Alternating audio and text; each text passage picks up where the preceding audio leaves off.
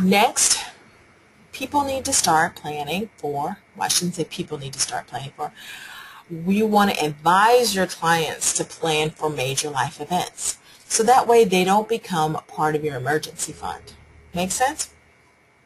So ideally, as you're going through putting together your long-term goals, which this could be for some people, you want to make sure that they've considered all these items: moving in together, marriage, having children, possibly divorce, education, remarriage, death, emergencies. So let's start with major life events. Understanding moving in together. You've got cash flow management, taxes, and unmarried couples. You know, how does that work? Insurance and your partner. If you're not married, and do you want to have them selected as a beneficiary? Are they covered on your policy? Can you get them covered on your policy? What are your rights in your state? Especially if they're LGBT, are they able to get married? If not, what benefits are there that protect them? Retirement planning and your partner, estate planning when living together. Because some folks may choose not to ever get married, and so they still need to have this conversation. And then we also have marriage, and that you want to include wedding planning, you know, goal setting as a couple, and in that case you want to make sure both, same with the moving in together, you want to make sure both people are there and are part of this conversation. Establishing financial accounts, filing income taxes. Actually, let me not gloss over that. Establishing financial accounts. I've worked with couples who have everything joint. I've worked with couples who have everything separate. I've worked with couples who have, you know, certain things joint and some things separate. And whatever works for them works for them. It's not for us to say, oh, you should do it this way. We just want to make sure that they're including all these aspects of life into their planning. As long as they're doing that, and the method they've chosen, whether it's joint or separate or some combination of the two, as long as that works for them, that's okay. All right, now filing income taxes. Again, you know, filing joint versus filing separate. If one has a higher, you know, tax liability, how does that affect the other? I will say once they're married, though, they need to file joint, they need to file, what is it, joint separate or joint together because they're married. Coordinating employee benefits, and then retirement planning. So that's all part of that conversation. Now we have major life events preparing for children. Whew, that can be fun, right? And some people just jump in because what's the old adage, you're never ready, you just got to do it. Well, you can actually prepare for it somewhat. And some people plan for it very well. You can prepare for the cost of the pregnancy, health care and insurance. Nowadays, you can call your health care professional. You can find out how much it's going to cost you, you know, from the conception to birth, and then after the child is here, and et cetera, et cetera. New parents, choosing investments, saving for college. What if the child's disabled? You know, medical expenses and caregiver expenses. Foster children and adopted children, wills, guardians, all these sorts of things need to be in the conversation. They need to plan for. So it's a lot, but it's good to have that conversation, and you as their trusted advisor are in a great position to do that. All right, so the next one is higher education. They need to create a plan, research saving options for higher education like we talked about. Start early, that's the best thing. Seek advice from a certified financial planner. Limit setting up accounts in a child's name in case they choose not to go to school. Financial aid, of course, is an option.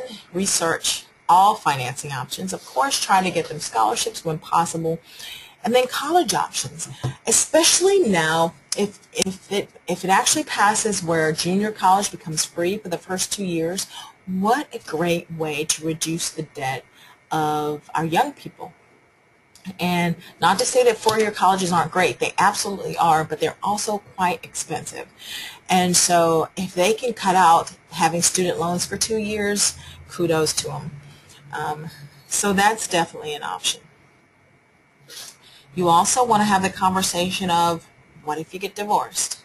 These are the things, and you may just want to have a checklist and hand it out and go, just in case, you know, you have this information.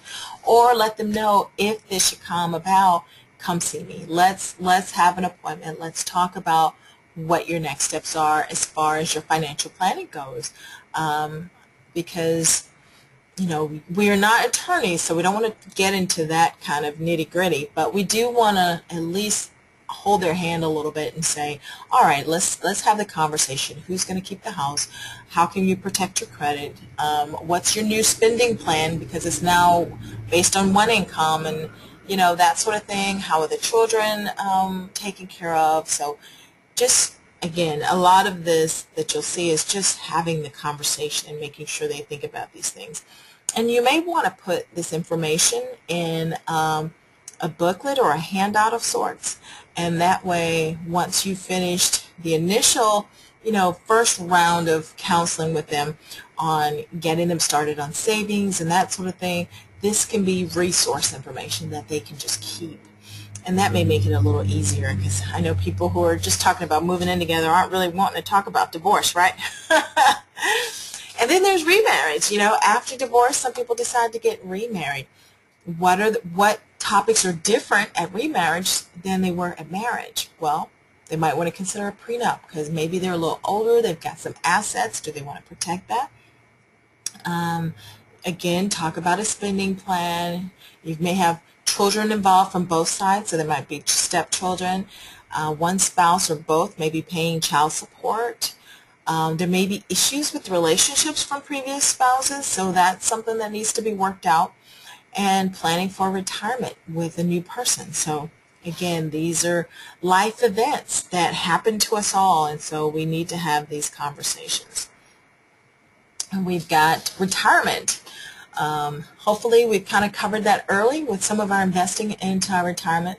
You want to make sure, then there's tons of these on the internet. You can calculate retirement savings, like if I invested X amount of dollars every month for the next 20 years, how much would I have? Evaluate Social Security disbursements. Remember, time in the market, so start putting money in as soon as possible. Create a retirement paycheck so that you don't run out of money. So make sure you put enough aside so you're covered. Know your catch-up options for sure. All right, death and dying. Now this is one that a lot of people don't really want to talk about, but it's so important to have this conversation. It's really important that they make their own wishes known. So their family and friends, and especially their significant other, needs to know what they want done when they pass away. They need to plan ahead for funeral expenses. Some folks have family plots, and that's great. Some folks have plots at their church or place of worship, and that's great. But make sure you just have that conversation. How much does it cost? I know when we buried my grandmother, my step-grandmother, God, it was a month before my husband and I got married. It was quite expensive and stressful for the family, and I had no idea how much funerals cost. I want to say it was close to $10,000. Now, this is back in 1999. But these are things you just need to know about. Maybe get an insurance policy that's going to cover this sort of thing. All right. Another major life events could be emergencies, right? So you want to have an established savings goal to cover, like we said early on, at least 3 months, preferably 6. Keep it in a separate account. Do not keep money in a long-term investment plan, because you get penalized when you take it out. You want to keep it in a short-term something. And use the funds really for true emergencies. Don't use it to go on vacation, because you could have planned for vacation. That's not an emergency. Use it for, oh, you know, the engine went out in my car. Okay, that's an emergency. Or I got laid off. Well, yeah, that's an emergency. And then as soon as you can, rebuild that emergency fund. All right, asset building programs and strategies. IDA is a way to build assets. If you're not familiar with it, it's one of my favorite programs ever. And it can be part of the Health and Human Services Assets for Independence program. It's a structured match savings program, and you can use it for buying your first home. You can use it to go to school. You can use it for small business. There's financial and asset education as a mandatory component of it. and it requires whatever nonprofit is administering the program to raise private money to match. So that's really nice, and this gives you a visual of how it works. The participant has to participate a minimum of 6 consecutive months, and there's, like I said, financial and asset education involved. And for this example, this is a 3-to-1 match. So the participants in that 6 months saves $2,000. The program secures a 3-to-1 match for them, so that's $6,000. So they end up having $8,000 to put towards either A, a house, B, education, or C, a new job.